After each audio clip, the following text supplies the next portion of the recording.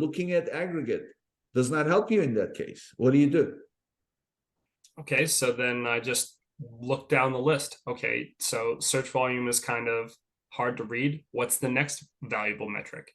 What about clicks? Are we getting a lot of searches on this keyword, but not a lot of clicks? Well, or is there one moderate search term that has a ton of clicks?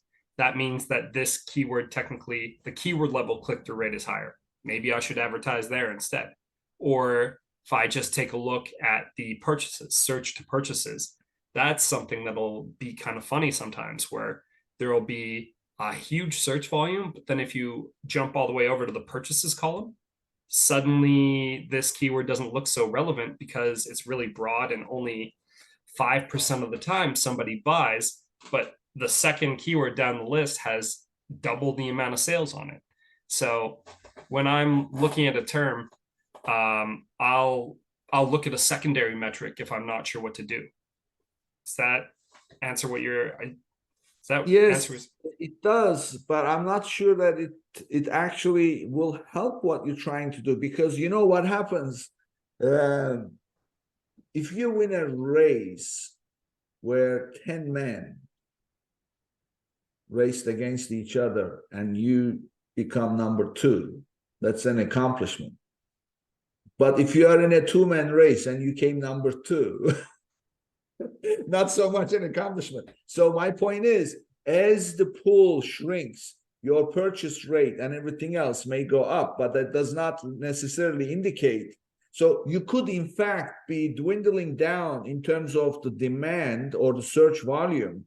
And by looking at these secondary metrics, they're going to naturally be greater and greater, because in that smaller percentage, even one purchase out of 2 clicks is 50%. He's going to say, wow, I got 50%, but you don't really, so that's my concern.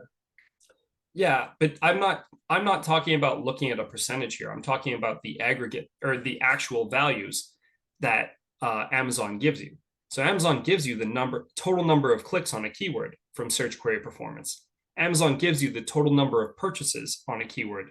So I'm not talking about percentages. I'm talking about, well, let's sort by search volume first.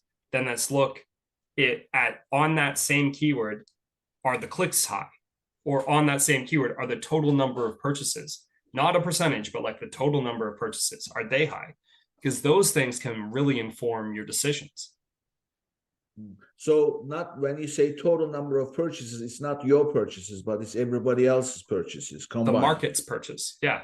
I see. Okay, market. So then you compare yours against market purchase, which is in the search query performance. Then you can get an idea.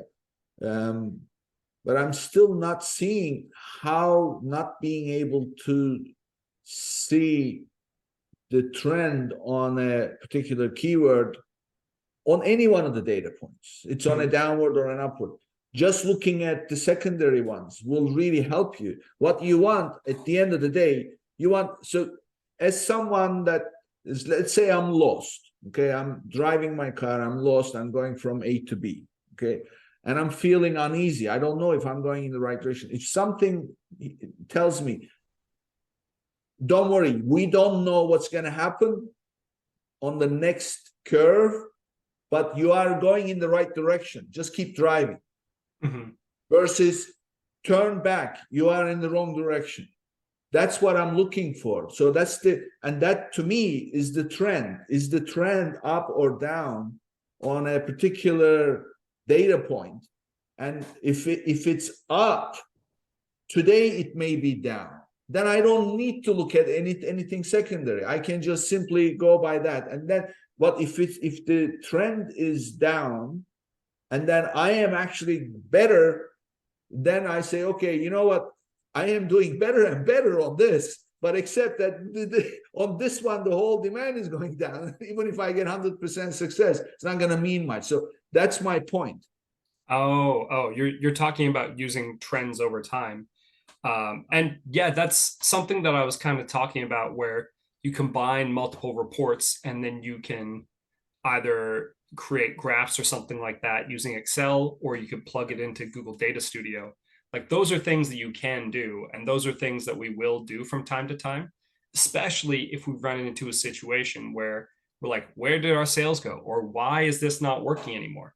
Like those trend analysis activities can be very, very helpful. Yeah, I agree.